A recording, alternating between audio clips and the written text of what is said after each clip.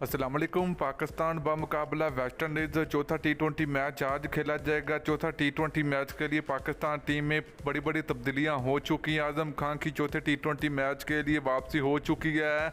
मुकम्मल तफसील आप लोगों को मिलेगी। तो उससे पहले वीडियो को लाइक करें, चैनल को सब्सक्राइब करें और बेल आइकन जरूर अनेबल करें ताकि आप लोगों को मजीद क्रिकेट की वीडियो मिलती रहेगी।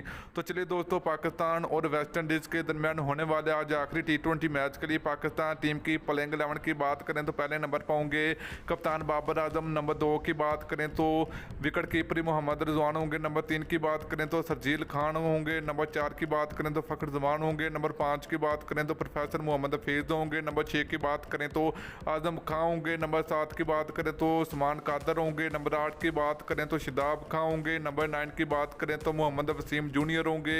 नंबर 10 की बात करें तो हसन अली होंगे। नंबर 11 की बात करें तो आर शरूफ होंगे। तो दोस्तों, ये थी पाकिस्तान टीम की आखिरी टी20 मैच के लिए वेस्ट इंडीज़ के खिलाफ प्लेइंग 11।